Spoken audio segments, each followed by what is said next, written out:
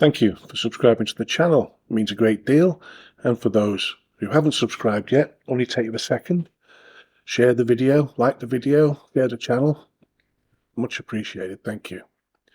Now, this is a quick one. And what I want to talk to you about is getting your paperbacks onto DRAFT2DIGITAL, which used to be just a digital platform altogether.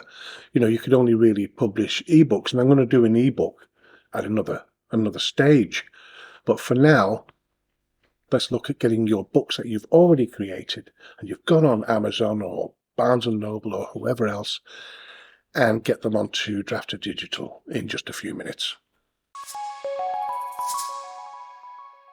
So it's only 7:30 here in the UK and I've got eyes like an S-house rat. So I'm still waking up to a coffee. Right, okay, what you need your manuscript. Whatever size that happened to be, whatever it was that you put on Amazon or another platform. Your wraparound cover, front and back cover, your normal cover. Oh, you also need one cover, and it's just a page. And they're going to be using that like you would do with an ebook. You'd put an ebook up and you'd need a cover. Well, they advertise it like that. Right, so go to DRAFT2DIGITAL. There's a link in the description.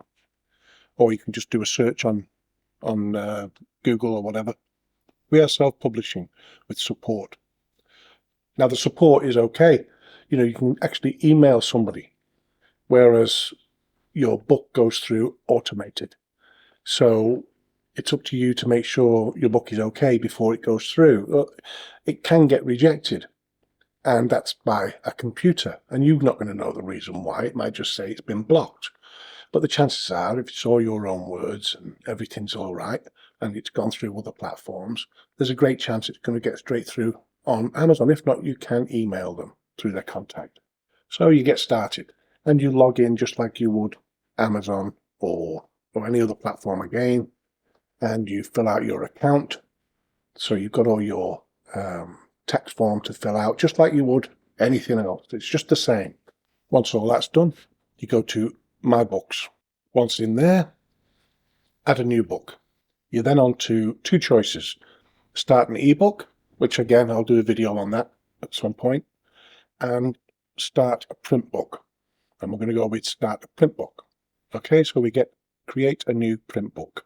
Input the details for your book below, and we'll save the information as shared metadata so that if you want, later you can easily expand your book project into more edition types like ebook or audiobook. I have a front cover.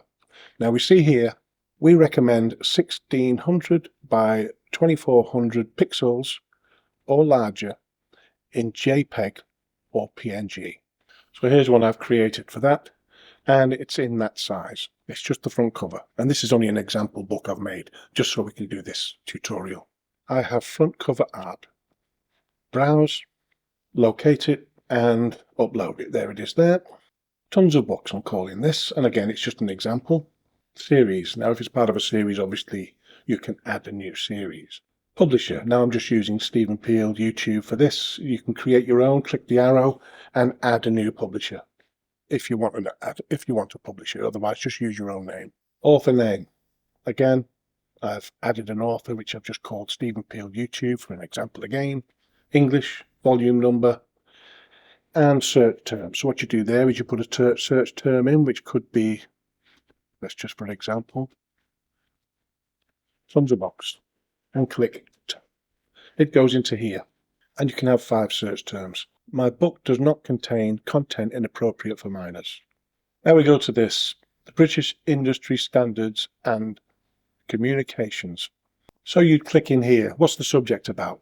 Books. Okay, automatically it changes all these items down here, which is great. It saves you searching like it might do with Amazon. So we go with non-fiction. Let's go with literary criticism, books and reading. Now you can go through that. You could clear the filter and you could start again and on whatever it is you want. Start print book. It'll go through the motions now of putting everything together. I want to upload my own print interior. So you browse and you put while that's uploading, set your print date and that's today's date. You could actually change that to whatever it is you want. Add your description. So I'm just going to put anything in here for now. You can make alterations to it, bullet points, bold, underline, whatever you want all the way through. You can add a paid collaborator, so if you've used someone, obviously, just to give them some recognition. Add non-author contributors if you want. Okay, so that's gone up. Give me a free DRAFT2DIGITAL ISBN. Save and continue. Or you can use your own, it's totally up to you. Okay, this is where you can zoom out a little bit here for you. You can have a little look and you can go through the pages. Yep, fine. Choose the right kind of paper, white or cream. You can do some advanced editing here. You can add page numbering from when you want to start it. Header locations, chapters and scenes, body text. You can change things to your manuscript. Some things. Right, okay, apply changes. Because I've chosen white paper over cream. You can download a PDF preview. There it is. Everything's in black and white, unfortunately. But they will be talking about colour. Save and continue.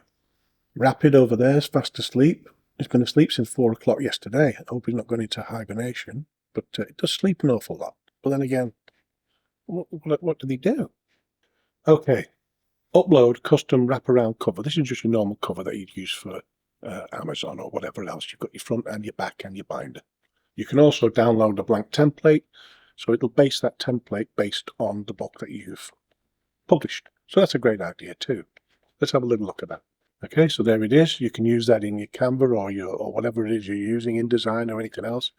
It tells you the sizes, everything's there. I'll browse, add my cover. Okay, there it is, front and back. There's the barcode which they've put on. Show guidelines and crop marks if you want. Give you an idea of how things sit. Okay, it's fine. Glossy or matte. Save and continue. Right, okay, the last stage. It shows you here. It's showing you how your book will look, and it's giving you your print book pricing. So you can see here that it's only 12 cents I'm making on a $5.99 book. It's 100 pages and it's 6 by 9. So manage. Okay, I want that to go up to $8.99. Okay, so I'll make $1.47. That's more like it, nearly $2. Okay, I click on these for these other regions. We've got Australia, $17.99. Yeah, that's fine. We've got Canada, $13.99. We'll go with $14.99 on Canada. And we've got the Euro for the EU, $9.99. Yeah, that's fine. And the UK, $8.99 for £1.73. That'll do. Apply territories. As you can see, that's changed. I am the original creator. I confirm I have worldwide rights, which you do because you're the creator. I understand that I cannot make more than one free change to my print book cover or interior files per 90 days. So if you've messed up, you can sort that out, but then you've got 90 days to wait before you can sort it out again. If you found another error, that's no problem. My light just come on for Rapid. He'll be getting up in a minute, hopefully. Otherwise, I'll be waking him up. Digital proof approval. I've just had a look at one. I've downloaded the PDF. That'll do for me. And distribution requires proof approval. Yeah, I've approved that. But like I say, whenever you do it with anybody, always get yourself a proof copy or an author copy, or just buy a copy of your book. And then you get to have a little look instead of thinking, oh, that turned out all right, for the price of it and for what you're doing and the effort you've put into it. By the way, you can't do low content books. It doesn't let you do low content books. So, and I really wouldn't bother with children's picture books, story books that are all colour, because it's not letting you do colour. It'll only let you do black and white for now. Distribution requires proof of approval. Yep. We've now got this. Start an ebook project, an audiobook project. We'll look at these in the future. And that's it. You're done. Now you're down to this, preparing manuscript. So it'll have a look at it. It'll approve it or not. If it doesn't approve it, then send them an email and ask why. because, like I say, it's automated, so it's really, whereas Amazon will have a bit of a human touch. They'll have a look at it. Some, people will actually look through your stuff, whereas it's not here. It'll just pick something up and discard it. So that's the only thing I don't like about it. But other than that, I've had no problem overall. I have had a few rejections, which I've argued with, and I'm still arguing with. So other than that, no, it's great. It's a great addition, and it's free. It's another way of making more money with your print books. Now I'm going to delist this because I was only doing it as an example. I don't want to find that book and go, hang on a minute. So I'll delist, confirm, and that's it.